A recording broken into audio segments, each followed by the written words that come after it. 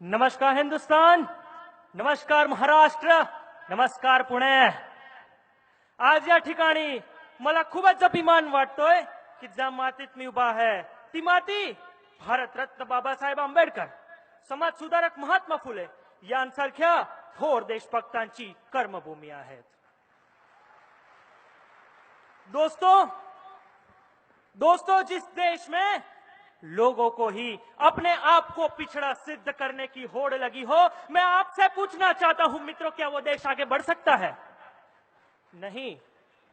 जहन में ये सवाल बार बार आता है कि जो देश 300 साल बाद आजादी की सांस ले पाया, आज 70 साल के बाद भी इस देश की दशा इस कगार पर खड़ी है कि उसका हर समुदाय आरक्षण की आवश्यकता महसूस कर रहा है. दोस्तों, यह आरक्षण मात्र 10 साल तक दिया गया था, लेकिन कहीं राजनीतिक कारणों से इस अवधि को आगे बढ़ाया गया और आज यह आरक्षण एक सियासी खिलौना बन चुका है. दोस्तों, सियासी खिलौना बन चुका है और यही सियासी स्वार्थ के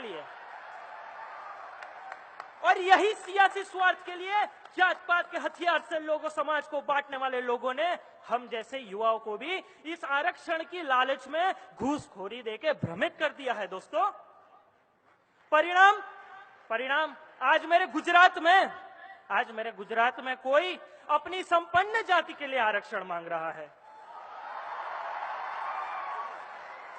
याद दिला दूं दोस्तों, भगत सिंह सिर्फ 23 साल में देश के लिए शहीद हो गए थे. वो एक जट सिख थे. अखंड भारत के निर्माता सरदार वल्लभ भाई खुद पटेल थे. यदि वे आरक्षण मांगने निकल गए होते तो आज भी ये देश अंग्रेजों का मुहताज होता. दोस्तों, जिस देश का संविधान धर्मनिरपेक्ष होने का दावा करता है, उस देश में बढ़ता हुआ जातिगत आरक्षण उसके समाज की संविधान की वैधता पर प्रश्न उठाता है. समानता के नाम पर यह आरक्षण की बात असमानता की आग में घी डालने जैसी है. दोस्तों, जिस पर राजनीतिक रोटियां सेकी जाती है.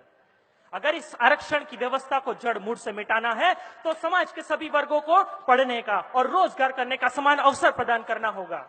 और इसमें सिर्फ भारत सरकार नहीं, बल्कि आज तक की आरक्षण की व्यवस्था से लाभान्वित होने वाली पिछड़े जाति की संपन्न प्रजा भी सहायक बन सकती है यदि वे अपने ही गांव के एक गरीब पीड़ित बच्चे को पढ़ाकर मुख्य धारा में लेकर आए तो देखते ही देखते हिंदुस्तान का हुलिया बदल जाएगा. दोस्तों, और फिर भी अगर आरक्षण की जरूरत पड़ी तो वह आर्थिक आधार पर होना चाहिए, क्योंकि गरीबी जब जाति देखकर नहीं आती तो यह आरक्षण जाति के आधार पर क्यों?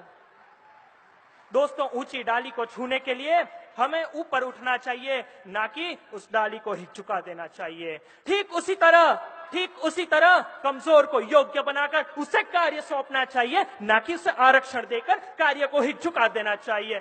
जय हिंद. बहुत बहुत शुक्रिया. अक्षत गांधी ने अपनी बात रखी रिजर्वेशन के खिलाफ. बहुत बहुत स्वागत है आपका. यहाँ पर अभिनंदन करेंगे जोरदार तालियों के साथ अक्षत गांधी.